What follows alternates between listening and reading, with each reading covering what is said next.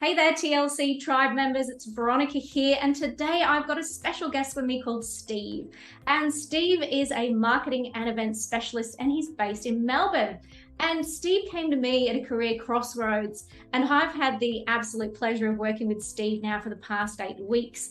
And he's kindly come on board and offered to share his experience of coaching so we can get a little glimpse into what his experience was like. I'll hand over to you because I'm sure our viewers and listeners are dying to hear your story now. And perhaps you can just start off by letting us know, how did you get into this journey of coaching? Well, I think that in life, you get to a point where all you want to do is try and improve what you do. And that's in all areas. For me, it was a bit of a transition period from a working perspective, but also a transition perspective with relationships and just life itself. It's life itself. So I did quite a lot of work on the internet, sort of finding out and doing some research on potentially talking to life coaches. And I came across Veronica, and here we are, after almost, I think, 9 or 10 weeks. And I'm feeling much better about life and clearer and happier. That's great. I'm really pleased to hear. And so I'll just backtrack a little bit in your story. I know when you came to me, you were at a career crossroads. Tell me what was going on at that time for you. I think that, especially if we go back 2 years, and everyone would have really acknowledged that the lockdown and COVID really transformed and changed a lot of people's lives. And especially the industry I was working in, very much marketing, sponsorship and events. I remember bumping in for Grand Prix, and all of a sudden we bumped in on Thursday, and on the Friday we had the terrible news that we'd had to bump out, and all of a sudden that was it, in Melbourne especially, and across Australia and the world. We had to then try and pivot and deal with COVID, which was a very tough situation. But I suppose you have to make do with tough situations. You either sink or swim. And for me, I had to pivot into another industry, which I was able to do. But, it's not a easy thing to do. You've really got to have a clear vision, and sometimes you lose track and sometimes you need support. And I suppose the more support you get around you, not only from your family and friends, but also from mentors, the clearer the picture becomes. Yeah, absolutely. Thanks for sharing that. And what do you think had held you back at that time from exploring career opportunities like you'd wanted to do? I think you get very set in your ways. I think that, depending on what industry you've worked in, I studied, when I first left school, I studied hospitality at William Angliss. And I learnt, I spent 3.5, 4 years doing a hospitality diploma, and then decided that really wasn't enough and wanted to do more study, and did a master's in marketing at Swinburne. So I suppose, working in an industry like marketing and events, and you've spent a lot of time investing in that industry, especially from a study perspective, and then working in different businesses, that's kind of your life. So to make a change into another industry, which you kind of don't know so much about, is quite overwhelming. Yeah, absolutely. And thanks as well for sharing that, because it can be very daunting for anyone, just taking that first step into something new, that unknown. Absolutely. And so for you, you've done some exploration of coaches then online, and obviously you had the opportunity to chat with me in a breakthrough session, which was wonderful to get to know you in that session from the get-go. But what kind of initial hesitations did you potentially have around coaching? I think I just didn't know enough about it.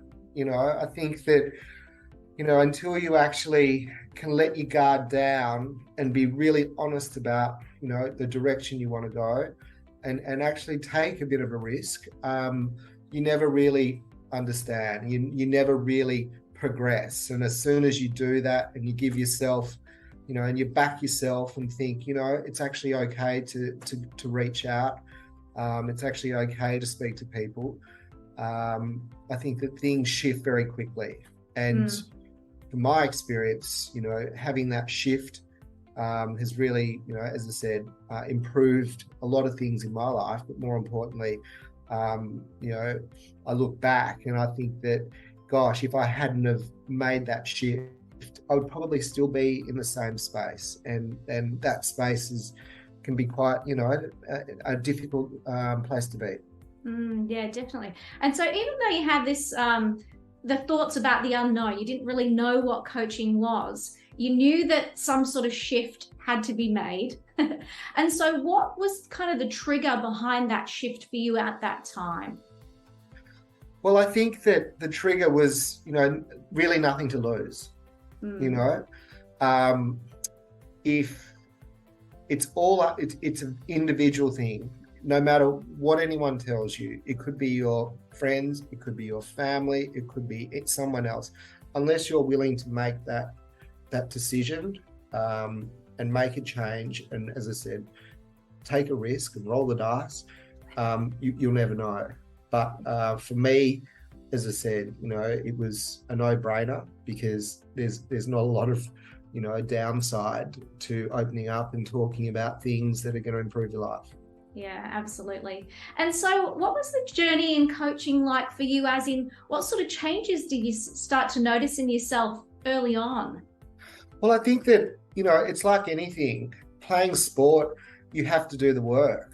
Nothing happens overnight. You have to do the work. You have to do, the exercises that are provided. And I'll refer back to sport. As a kid, I was taught how to play cricket at an early age, and unless I was in the nets, hitting balls with my dad, I wouldn't improve. So unless you do that work, it's like you're not really giving it 150%. Because doing the sessions one-on-one is great, and you extract a lot of information, but it's also doing these exercises that are absolutely crucial for this, to make sure that you're getting the most out of this. Yeah, right. And so you saw in yourself that, if I'm right, you saw yourself getting a lot out of the one-to-one, but also taking responsibility between sessions to do the extra work, so you could start noticing then these shifts in yourself. So it was a combination of throwing yourself in, and of course taking all you could out of the one-to-one as well. And certainly I saw you do that, of course, which was awesome. And yeah. I guess in terms of that, like, what did you notice just in yourself, those shifts specifically as we were coaching along? What did you feel, experience? Fill me in. I think it's just more about getting some clarity around different areas of your life. Writing a journal, for one, for me, was a big thing. And, I continually do that. Not so much on the weekends, I'll be honest, but, I try and do a journal from Monday through to Friday. And it's just the little things, really, 10 points of gratitude, so important. Setting an intention, just so important. Allocating some, time for free writing, I think is really creative. And then, your 3 big goals. And then for me, the big one is, because I love doing yoga and I love sort of that downtime, is the meditation side. So those elements really helped sort of, set me up for the day. But more importantly, I think that, it gives you clarity, and it actually becomes a really enjoyable exercise. Yeah, great. And so that was one of the elements of having a morning practice in place that got your mind just in a great place to start the day off. So then you could do that with positive momentum. And they were the benefits you found from that, which is great. And if you think about you going through this program then, and I know we had some milestones to kind of meet along the way, what were you finding in terms of meeting those milestones, having coaching there to support you? I think that, as I was saying, that unless you are doing the work during each of those sessions, you kind of get left behind a little bit.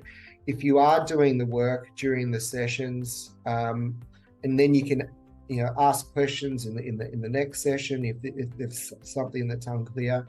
I think that then you can really achieve those key milestones because you get some clarity and understanding about each session so much more. And what I found really valuable is actually recording each session to actually go back and listen to them, because, a lot of things are covered, a lot of topics are covered. So for me, recording them and playing them back was very useful. Yeah, definitely. And for you in your coaching, I mean, we had the major milestone obviously around career. And there were markers along the way that we had for that. So we had things like, getting the CV sorted out, getting the interview skills to the next level, presentation, influence, confidence, all those sorts of things, even leading into relationships. And I think, for a lot of people, I think, potentially in coaching, am I only going to work on one thing? And certainly you probably can, fill the audience in on this as well. But when you coach one-to-one, you absolutely get to laser in on the goal. But then there's so much more that you get out of that as well, isn't there?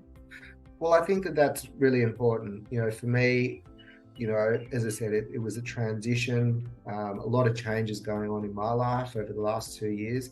And I think that in some ways, these changes are all somehow interconnected. And if you can work on small or large issues that you have, and be completely honest and transparent about the way that you look at these issues, I think you get much more out of it. Whether it is a work-related issue, whether it's a relationship issue, whether it's your family issue, or whether it's something else, I think that being able to actually have those discussions and actually trusting Veronica, who obviously has gone through a lot in her life as well. And that's, very important that there's a trust thing, but more importantly, having some clarity and some being able to maybe move on slowly from those issues, and just understanding them a bit better is so important. Definitely. Thanks for sharing that too. And for you, what do you feel was a really, if we can think of one, a really beneficial moment or a kind of a highlight or aha moment out of your coaching? What stands out for you? Well, as I said, I thought that the whole, when we spoke about the journal and you explained it in a way how beneficial that would be, I really felt that there was a reason behind that, and I now see the benefits of doing the journal, during the week. So that was really a big sort of one for me. But also, simplifying. Sometimes in this world we live in, things can become complicated. But I think that the way that especially Veronica can talk in such a clear way to uncomplicate situations is extremely important, because you can then move on, or you can get some type of understanding about the situation which you may not have thought about. Thanks for that, Steve. And now if we think about you're on the other side of this coaching journey, obviously you and I know everything that's gone on along the way. And just so the audience knows, Steve's had a number of career opportunities come into his pipeline now. And obviously he's on a pathway now for choosing his options, which is great. But what does it feel like to be on the other side of all of this, all your coaching journey from when we started to where you are now? I think that it's a massive shift in many ways. I think that I was doing a lot of the work myself prior to the coaching, but I just didn't sort of break through. And I think that, life is not about stopping and thinking you've got everything. You've got to work really hard, no matter what, in all areas of your life, whether it's a relationship, whether it's work, whether it's, family. I think that you never stop working hard and building those relationships. But for me, if I look back over the say 7 or 8, 9 weeks to where I was and where I am now, I think that there's a massive transformation, a very positive transformation. But I've had to do the work along the way. It doesn't just happen. You have to put in, otherwise, it's as I said, it's like anything. You don't get the results. Yeah, absolutely. And I think that's a really valid point you've been sharing all along, because, it's all well and good to be given knowledge. You can take knowledge and you'll have that on board in your mind. But unless you actually decide to action it, then nothing comes out of that knowledge. You just got a head full of knowledge that's going nowhere. And to your credit, you did every week, you put the work in. You took the knowledge, the learnings, you applied it, you came back, we had questions, kept working on things, elevating it, taking it to the next level. And I think that's a really valid point for anyone to know about coaching, that it is a relationship. So there is an exchange, and in order for us to get the best results for you, it requires taking some action on your side, 100%. And now if we think about, reflection on yourself now, if you might, for a moment, and think about, what you love best about who you've become in this process, what would you say? Well, that's quite a good question. I hate sort of talking about myself because I'm not that type of person, but I just think that for me, it's all about finding happiness. And I think that happiness is a big thing in our world,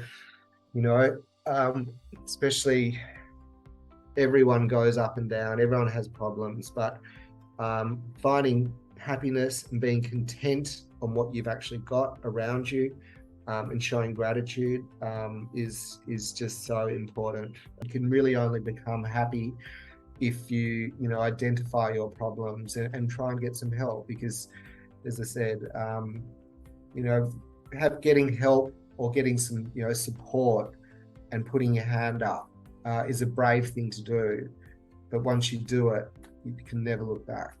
Yeah, absolutely. And it's a strategic and smart thing to do too, isn't it? Because, why struggle when there are so many people who've got skills and expertise that we can lean on in times that we need? So it's, you're equipping yourself with a smart strategy when you do those sorts of things. And you mentioned there about happiness, and I just wanted to hone in on that for a moment, because how has your elevated level of happiness impacted your other relationships, colleagues, family, friends, and so on? Massively. I think that it's such a simple word, isn't it? Happiness, but such an important word. And to become happy as a person, you've got to have as many elements of your life all working in a positive way. And sometimes those cogs or the wheels don't go so well, but it's then how do you realign and get back into going in the right direction. And I think that that's the challenge. That's what life's about. We always have challenges. You always get thrown curveballs. You always get put into a situation where you've got to make try and make a good decision based on your knowledge. And as I said, the stronger you go down in a direction where you feel happy and you feel content about life, and you're doing your best, and that's the most important thing. You do your best, because unfortunately people who are